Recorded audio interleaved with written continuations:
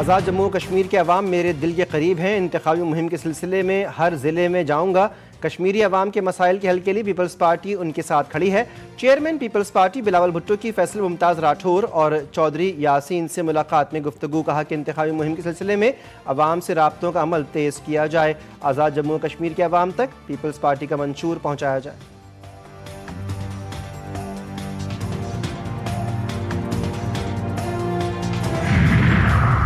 سردار تنویر الیاس کا ساتھیوں سمیت استحکام پاکستان پارٹی میں شمولیت کا اعلان، آزاد کشمیر کے سابق وزیر اعظم سردار تنویر الیاس کی عبدالعلیم خان سے ملاقات، صدر استحکام پاکستان پارٹی کا سردار تنویر الیاس اور ان کے ساتھیوں کا خیر مقدم، آئی پی پی میں شمولیت کرنے والوں کا عبدالعلیم کی قیادت پر بھرپور اعتماد کا اظہار۔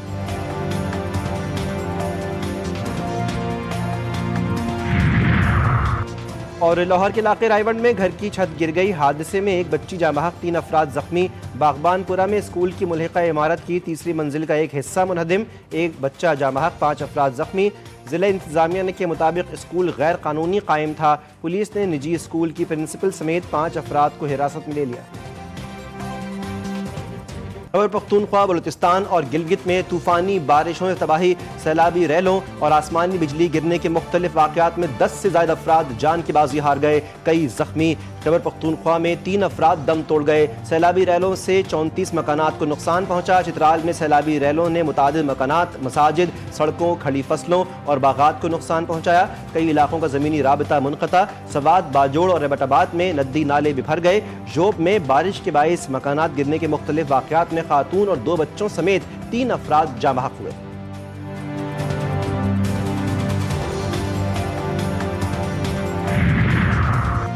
سوات کی جھیل سیف اللہ میں ڈوبنے والی لڑکی کی تلاش، گزشتہ روز سیاحوں سے بھری کشتی ڈوب گئی تھی، 6 افراد کی لاشیں نکال لی گئی تھیں۔ ریسکیو حکام کے مطابق کشتی میں ایک ہی خاندان کے 8 افراد سوار تھے، متاثرہ خاندان لاہور سے سیر و تفریح کے لیے آیا تھا۔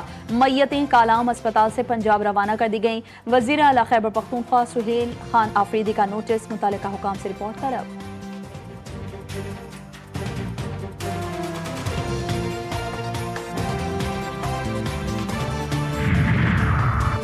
لاہور میں غیر ملکی خواتین سے مبینہ زیادتی اور اغوا کے مقدمے میں اہم پیش رفت، ذرائع کے مطابق گرفتار ملزمان میں سے ایک ملزم اعلیٰ حکومتی شخصیت کا قریبی رشتہ دار نکلا۔ متاثرہ خواتین کی درخواست پر تھانہ ڈیفنس سی میں مقدمہ درج کیا گیا۔ مقدمے میں مرکزی ملزم محمد رضا ڈار سمیت 5 افراد نامزد۔ نیو کراچی میں پولیس مقابلے میں ہلاک ملزمان کی شناخت شاہ زیب اور جبار کے نام سے ہو گئی ہے۔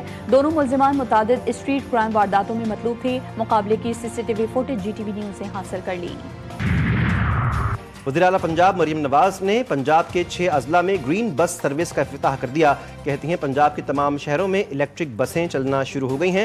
گرین بس سروس کی بہت ڈیمانڈ ہے، پنجاب کے عوام کے لیے سفر محفوظ اور آسان بنا دیا۔ گرین بسیں سستی سواری کے ساتھ ساتھ ماحول دوست بھی ہیں۔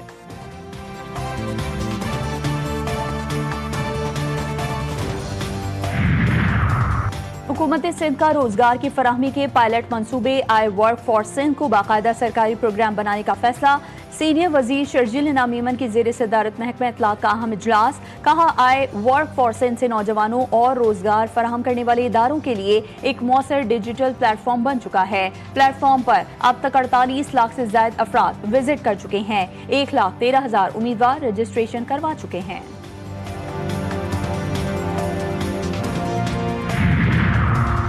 مقبوضہ بیت المقدس میں مستقل سفارت خانے کی تعمیر، امریکہ نے اسرائیل کے ساتھ معاہدے پر دستخط کر دیے۔ امریکی سفیر مائک ہکابی نے کہا کہ امریکہ بیت المقدس کو یہودی عوام کا ابدی، تاریخی اور مستقل دارالحکومت تسلیم کرتا ہے۔ امریکہ بیت المقدس میں نئے اور مستقل سفارت خانے کی تعمیر کرے گا جو اسرائیل میں امریکی سفارتی سرگرمیوں کا مرکز ہوگا۔ غزہ پر اسرائیلی جنگ کو 1000 دن مکمل، مسلسل بمباری، خوراک اور ادویات کی قلت نے غزہ کو دنیا کے بدترین انسانی بحرانوں میں شامل کر دیا۔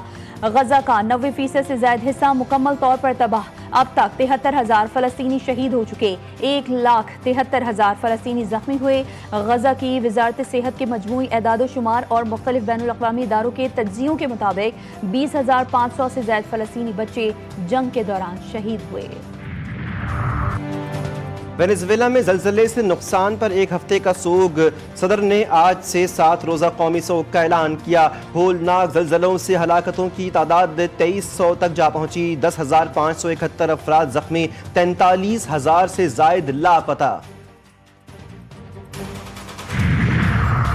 پاکستان کرکٹ بورڈ اور سعودی عرب کرکٹ فیڈریشن کے درمیان معاہدہ، جدہ میں جدید کرکٹ اسٹیڈیم بنانے کا اعلان۔ مستقبل میں پی ایس ایل اور انٹرنیشنل میچز بھی وہاں ہو سکیں گے۔ معاہدے پر دستخط سعودی کرکٹ فیڈریشن کے چیئرمین شہزادہ سعود بن مشل اور chairman P C B Mohsin Naqvi نے کیے۔